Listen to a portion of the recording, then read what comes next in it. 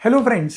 तो आज 17 फेब को आप आपका एसपी का पेपर देकर आ चुके हैं और अब सबसे बड़ा सवाल है कि आने वाले 1 वीक 7 डेज और 9 डेज में हमारी एग्जाम्स खत्म होने वाली है, तो कैसे उसकी प्रिपरेशन करें।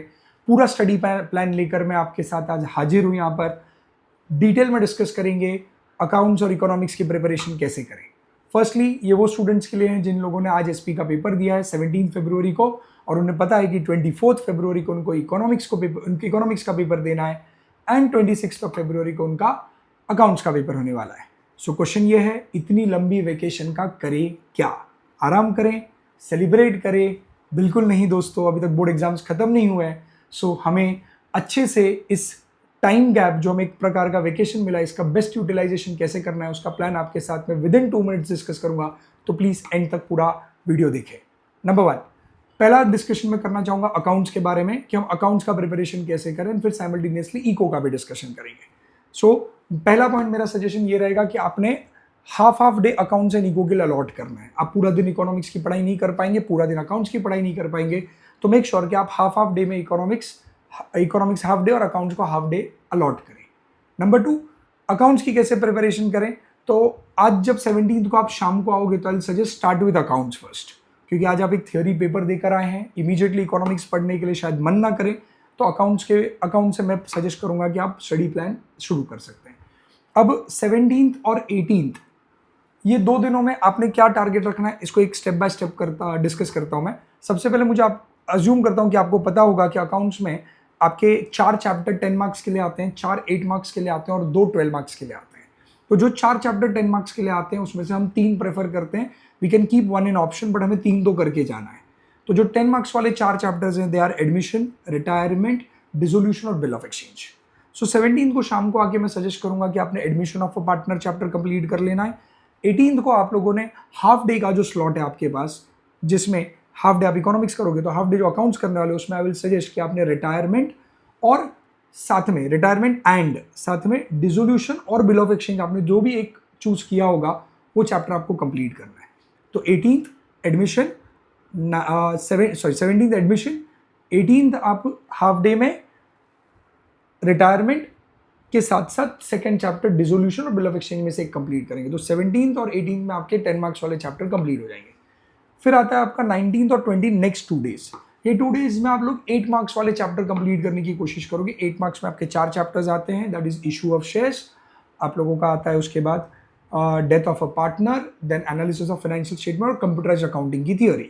तो ये जो 4 में से जो 3 चैप्टर्स है उसमें मैं सजेस्ट करूंगा कि आप 19th को इशू ऑफ शेयर्स के साथ death of a partner 2 chapter complete कर लें and then 20th of February को आप चाहें तो बैठ के रिमेनिंग 2 चैप्टर्स जो आप लोगों के हैं, दैट इज उसमें से जो आप एक करना चाहोगे, या तो आप कंप्यूटराइज अकाउंटिंग थियोरी करना चाहते हो या आप एनालिसिस ऑफ फाइनेंशियल स्टेटमेंट, दोनों में से कोई भी एक आप next day that is 20th को कर सकते हो। बट फिर 20th को सर एक ही चैप्टर हुआ तो रिमेनिंग टाइम क्या करें, तो रिमेनिंग टाइम आपने ऑब्जेक्टिव्स कवर करना है। सो 19th एंड 20th में 19th को I repeat issue of shares plus आपका डेथ ऑफ अ पार्टनर, और 20th को आप एनालिसिस या कंप्यूटराइज अकाउंटिंग में से कोई भी एक plus entire objective of the account subject cover कर लेंगे। ये हो गया हमारा 17, 18, 19, 20 का डिस्कशन। फिर हमारे पास आता है 21 एंड 22।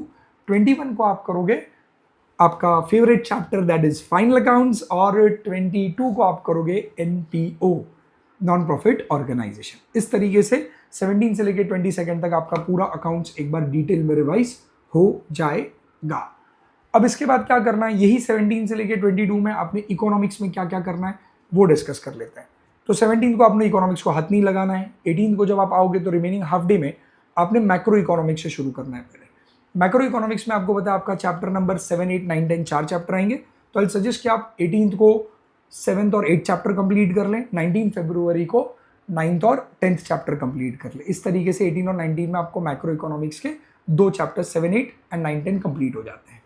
उसके बाद आपके पास 18, 19 का 20, 21 का जो 2 दिन था उसमें हम सजेस्ट करेंगे आप माइक्रो के 1 से लेके आपके जो 5 चैप्टर्स है वो कंप्लीट कर लें।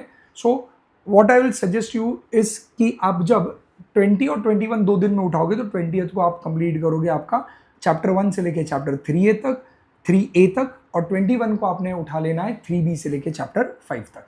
इस तरीके से 18, 19, 20, 21 4 दिनों में आपके 1 से लेकर 5 और 7 से लेकर 10 चैप्टर कंप्लीट हो जाते हैं, राइट। I repeat, 18, 19, 20, 21।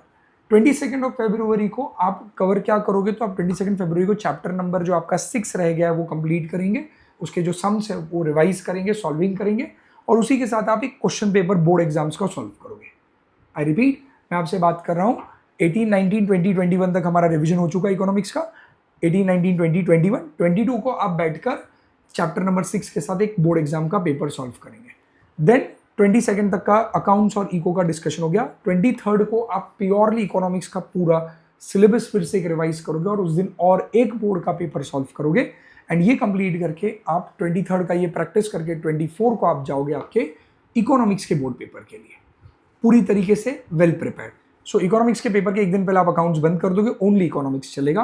24 को जब आप इकोनॉमिक्स का आपका पेपर देकर आ जाएंगे, उस दिन शाम को क्या करना है, तो उस दिन शाम से लेकर 24 की शाम से लेकर 25 एंटायर डे आपको फिर से अकाउंट जब उठाओगे तो आपको हर एक चैप्टर के 3 प्रॉब्लम सॉल्व करने हैं, हर चैप्टर के 3-3 क्वेश्चन हाथ से सॉल्व करके निकालने, because you know accounts is a practical subject, immediately revise नहीं होगा। हर एक चैप्टर के 3-3 क्वेश्चन सॉल्व करने प्लस 2 बोर्ड पेपर सॉल्व करने फ्रॉम 24 इवनिंग से लेकर 25 एंटायर डे, एंड 22 को आप जब अकाउंट्स के बोर्ड पेपर के लिए जाओगे तो आप पूरी तरीके से प्रिपेयर्ड होंगे, फुल्ली प्रिपेयर्ड होंगे। This is the best possible way I can think एक स्टूडेंट अपने टाइम को मैनेज कर पाएगा एंड वो अच्छे से अपने एग्जाम्स की प्रिपरेशन कर पाएगा। होप ये वीडियो आपके लिए हेल्पफुल हो। All the very best for your board examinations. God bless you. God is great.